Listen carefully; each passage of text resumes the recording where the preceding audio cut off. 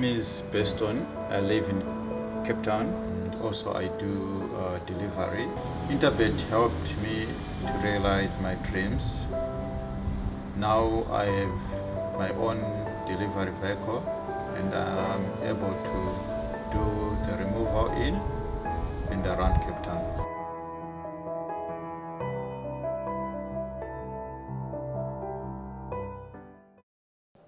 Ending off the meeting, if you haven't had enough after 8 races, stand by. There's a 9th race to get at if you are in the dog box. If you are in front, then have some fun. And let's see how we can structure race number 9 over the 1,600 meter trip.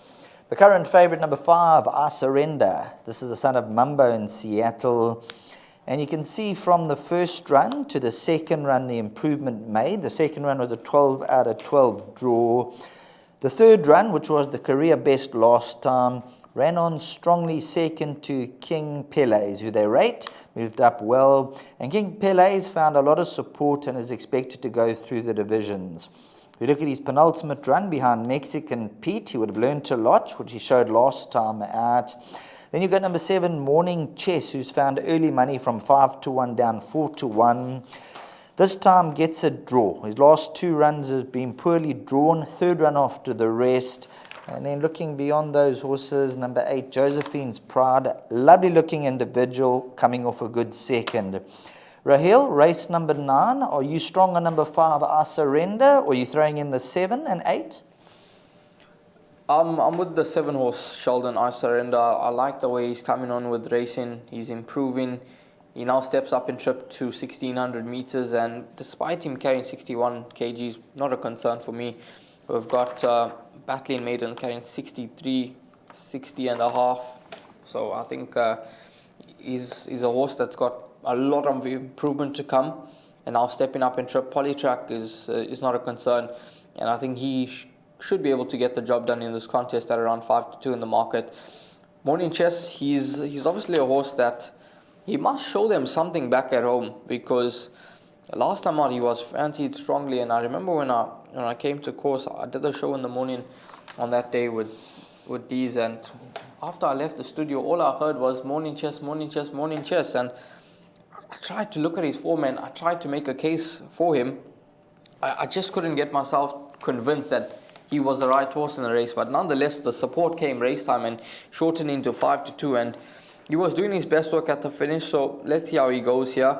Josephine's Pride, obviously a very good run last time out, but 52 kgs as opposed to 60 and a half is completely different, even though Muzieni is aboard. So I think he's got his work cut out here, especially if you have a look at how close his Master's Voice finished to him on that occasion.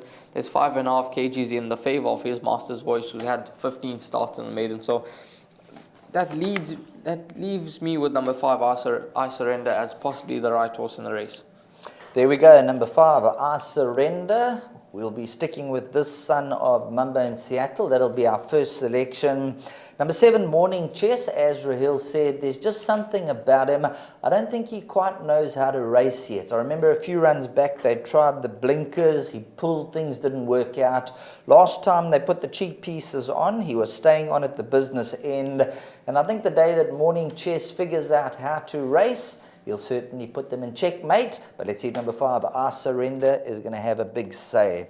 And then just out of interest, number 10, his Master's Voice, being a maiden handicap, 63 kilograms. So take note of those weights. But we're going to be at number 5, I Surrender, and number 7, Morning Chess, as the exacta in race number 9.